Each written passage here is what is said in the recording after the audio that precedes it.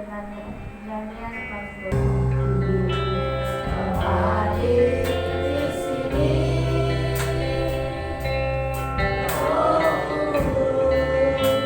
oh mengasihimu, kau lembut, kau manis, kaulah penghiburku, penolongku.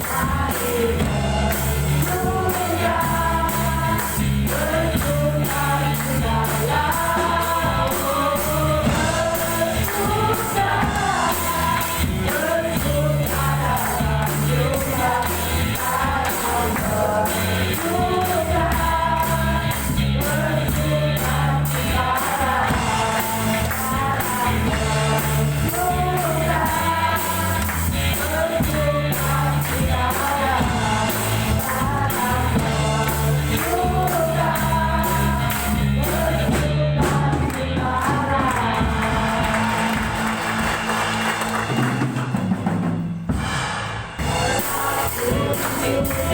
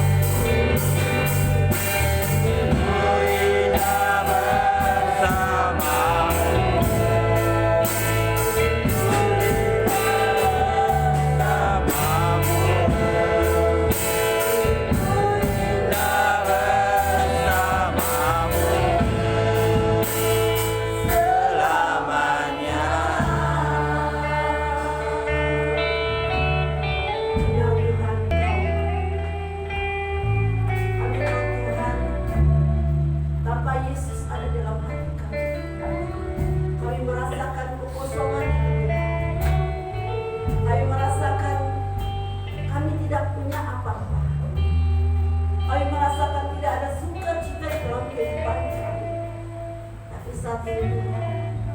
Kami bersyukur karena Engkau selalu bersama dengan kami. Kami bersyukur karena Engkau tidak pernah berpaling daripada kami. Tapi Engkau selalu menguatkan kami.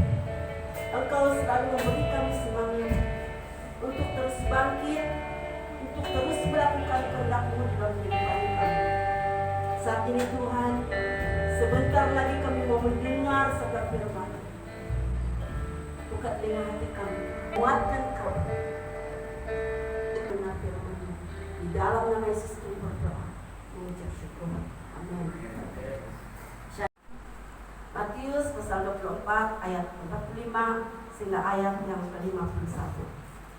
Di dalam Matius pasal 24 ayat 45 sehingga ayat yang ke-51. Saya ingin membawa kita satu tema, yaitu belajar untuk tetap setia. Apa yang dikatakan firman Tuhan ini itu bukannya lakonan, tapi itu adalah sesuatu yang nyata, yang telah ditulis oleh Matius oleh firman Tuhan ini. Oleh sebab itu, apa yang dikatakan firman Tuhan di sini, bahwa bagaimana kita boleh membedakan antara hamba yang setia dan hamba yang tidak setia. Apa yang dikatakan oleh firman Tuhan di sini, yaitu perumpamaan hamba yang setia dan hamba yang tidak setia. Dalam hal firman Tuhan ini, saya ingin membawa kita, yaitu di dalam firman Tuhan ini dua hal untuk kita pelajari bersama-sama. Bagaimana kita mengenali hamba yang setia dan hamba yang tidak setia. Apa yang dikatakan oleh firman Tuhan di sini?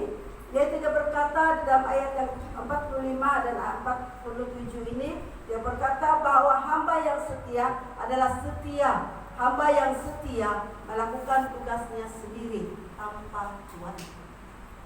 Dia adalah seorang hamba yang setia, tidak payah disuruh-suruh, sebab dia tahu tugasnya, dia tahu pekerjaannya. Kalau kamu seorang pekerja, baru kamu disuruh, apa yang kamu buat? Bosan ke kamu?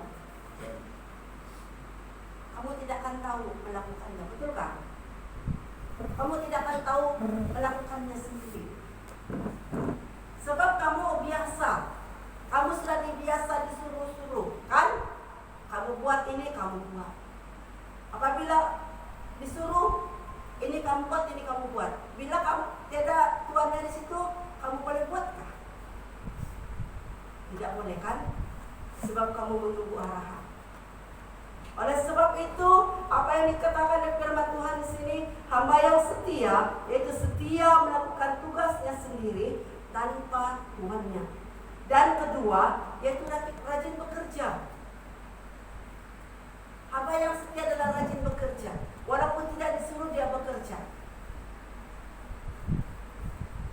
Dan apa yang dikatakan di sini, yaitu kenapa orang yang rajin bekerja, kenapa orang yang setia dalam tugasnya sendiri tanpa tuannya, kenapa dia boleh naik pangkat?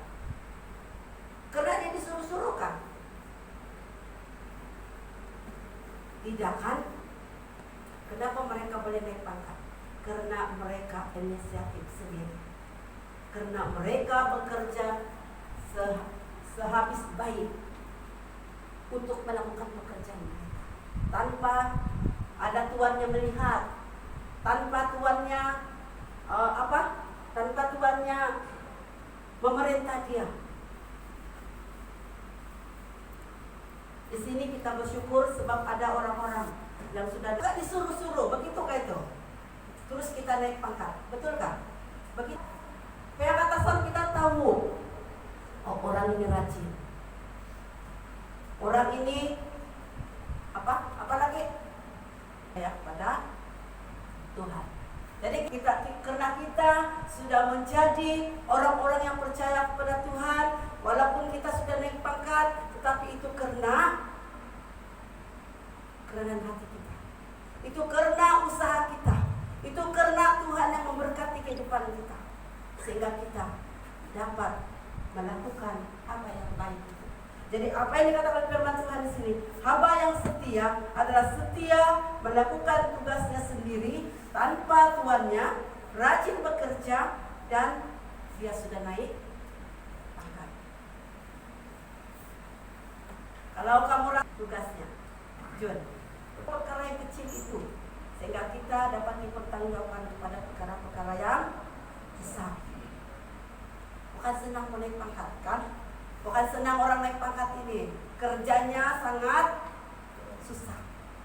Tetapi kalau dia boleh melakukan perkara yang kecil itu, pasti dia boleh melakukan perkara yang besar. Karena itu adalah dia pertanggungjawabkan kepada dia. Dan apa yang dikatakan di sini, pengajaran rohaninya yaitu tetap setia kepada perkara kecil dan kita akan dipertanggungjawabkan kepada perkara yang besar. Apakah perkara kecil yang dipertanggungjawabkan kepada kita?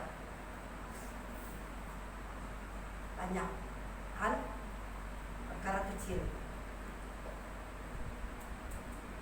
Perkara kecil saya sudah beritahu 3 minggu yang lalu, yaitu perkara yang kecil itu apa? Kita harus menjaga. Lupa. Menjaga apa itu? Dalam tubuh ada benda yang kecil, yang dalam tubuh kita ada satu benda yang kecil, tetapi dia boleh membakar seluruh tubuh ini. Dia benda yang kecil, api itu kecil, tapi boleh membakar hutan yang besar. Betul kan? Dulu di sini pernah kan? Itu adalah perkara yang kecil saja. Benda yang kecil saja dia boleh merosakkan kita. Sudah saya beritahu kan?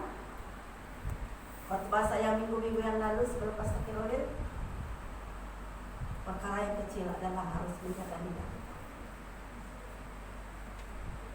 supaya jangan merosakkan seluruh anggota tubuh kita.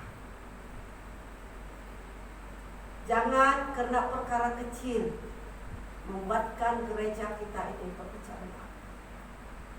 Tapi marilah kita melakukan perkara yang kecil itu sehingga kita boleh dipertanggungjawabkan pada perkara yang besar.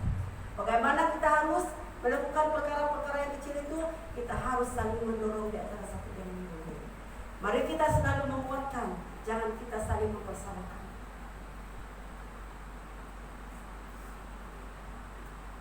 Dalam hal yang kedua, dia berkata hamba yang tidak setia ini dalam 48 sehingga ayat yang ke-51, yaitu hamba yang tidak setia dan hamba yang tidak setia dalam ayat 48 sehingga ayat yang ke-51 ini adalah tidak setia kepada tuannya. Tidak setia kepada tuannya.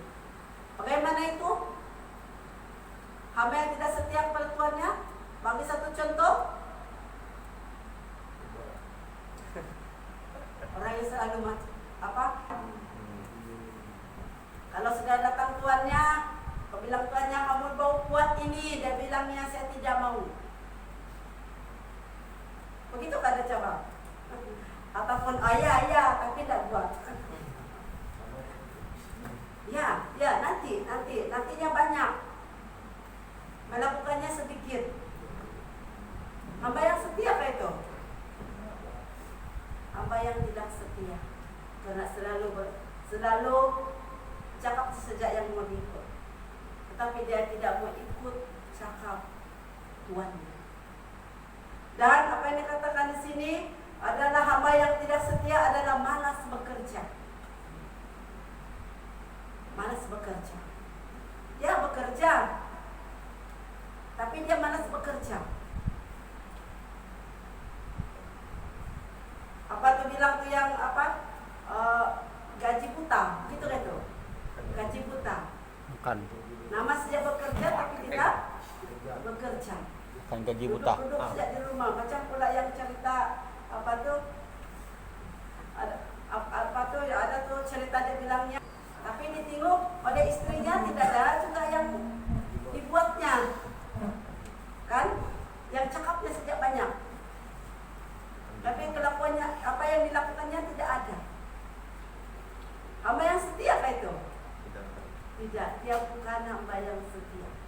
karena ia malas bekerja. Dan apa yang dikatakan di sini, hamba yang tidak setia ini menerima akibat dari perbuatannya. Apa perbuatan yang telah Tuhan sediakan bagi dia? Dalam ayat yang ke-50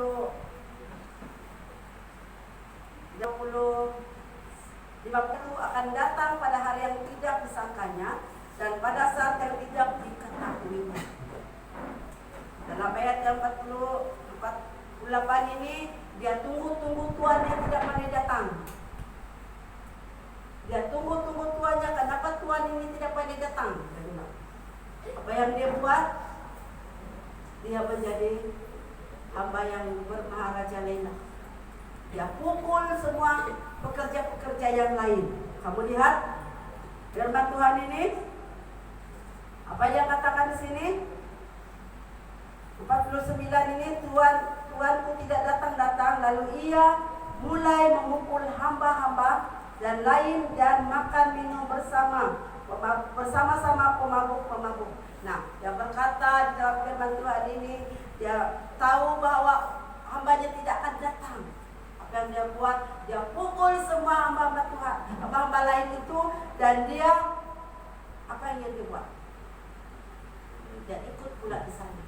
Dia dipertanggungjawabkan kepada dia suatu dia dipertanggungjawabkan satu perkara kepada dia melanggar tanggung jawab. Dan dia berkata di sini, dan apa yang dikatakan di sini bahwa maka Tuhan hamba itu akan datang pada hari yang tidak disangkanya dan pada saat yang tidak diketahuinya. Tiba-tiba Tuhan itu datang. Apa dia buat? Dia tidak melakukan apa-apa. Apa yang diperintahkan Tuhan. Dan akan membunuh dia dan membuat dia senasib dengan orang-orang munafik. Di sanalah akan terdapat ratapan dan ketakutan. Apa akibatnya? Tuhan menghukum dia. Karena apa? Suka-suka Tuhan menghukum dia. Tuhan tidak menghukum dia. Tidak kan? Karena dia tidak setia kepada Tuhan. Dalam firman Tuhan ini berkata, pengajaran rohaninya yaitu hamba ini tidak setia. Apa yang dikatakan di sini yaitu seorang hamba yang tidak setia mengikuti Tuhan Yesus dalam kehidupannya. Walaupun dia sudah menjadi orang Kristen, tetapi dia tidak pernah setia mengikuti Tuhan dalam kehidupannya. Dan dia malas menjalankan tugasnya. Bicara rohaninya, hamba yang malas untuk melakukan pekerjaan Tuhan di dalam kehidupannya, dan dia tidak setia ikut Tuhan di dalam kehidupannya. Apa gunanya kita menjadi orang Kristen? Apa gunanya kita menjadi anak Tuhan kalau kita tidak pernah memberi hidup kita, memberi diri kita kepada Tuhan? Oleh sebab itu firman Tuhan ini mengajar kita setiap hari agar kita tetap percaya kepada Tuhan di dalam kehidupan kita. Dan apa yang dikatakan di sini, yaitu selalu mau ikut kehendak sendiri. Terkadang kita mau ikut cara kita sendiri. Kita tidak mau cara Tuhan itu ada di dalam kehidupan kita. Kita mau ikut cara kita sendiri. Dan akhirnya menjauhkan diri dari Tuhan. Kalau kita sudah kita tidak kenal Tuhan itu di dalam kehidupan kita mulai biarlah, tidak apalah.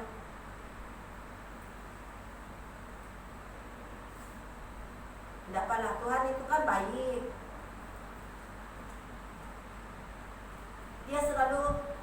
Dia tidak akan menghukum saya.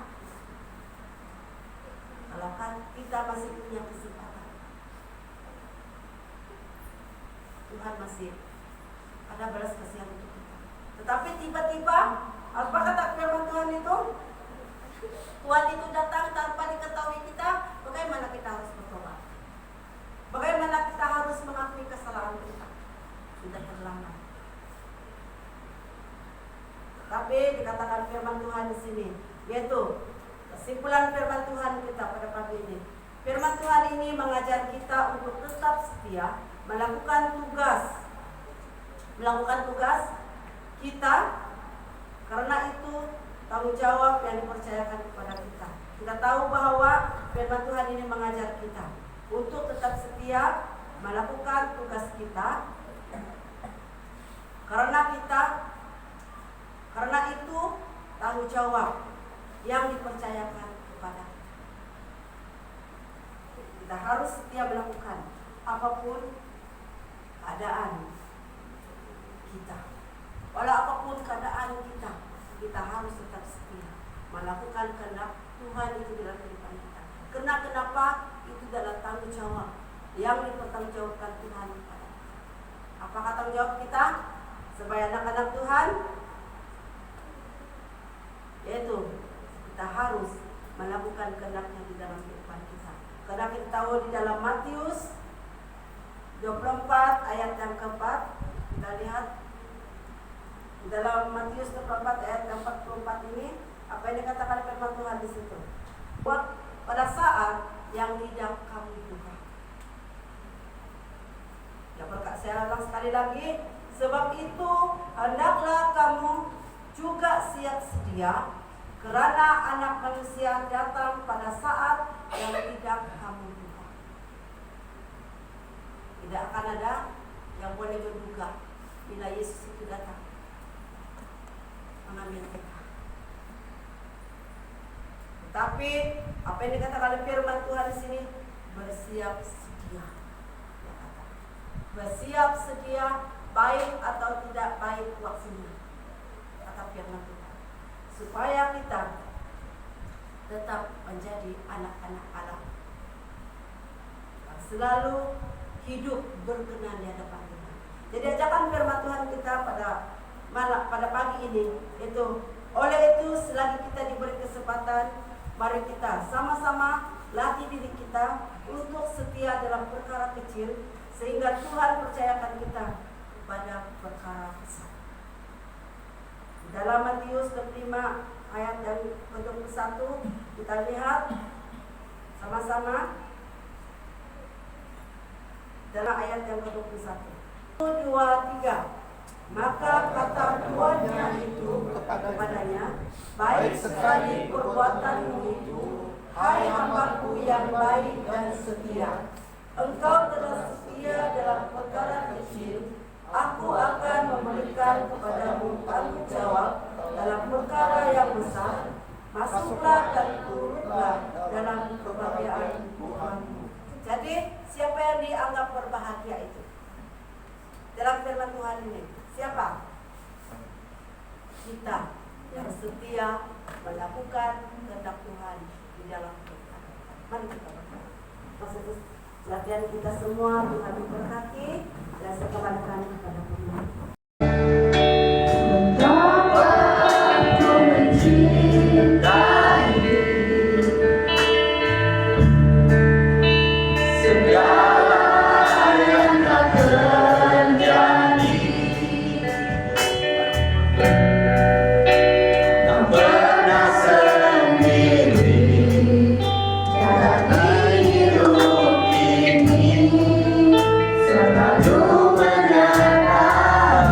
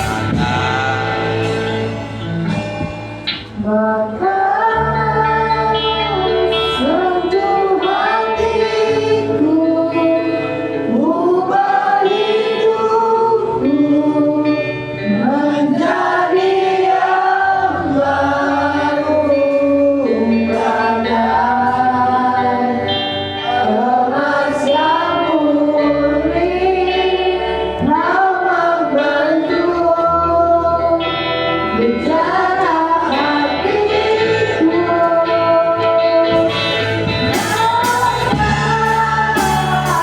Aku mengerti semua kasih yang selalu memberi harapan. Angin mengalir yang tiada pernah berhenti.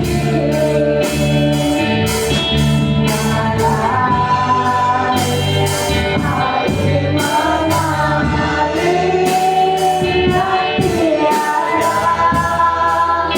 pernah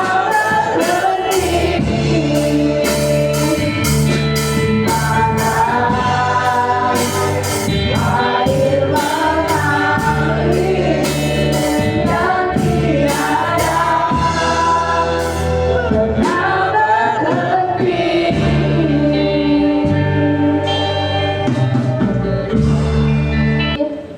Bersama-sama untuk memberikan semangat dan mengangkat tujuan berubah selamanya.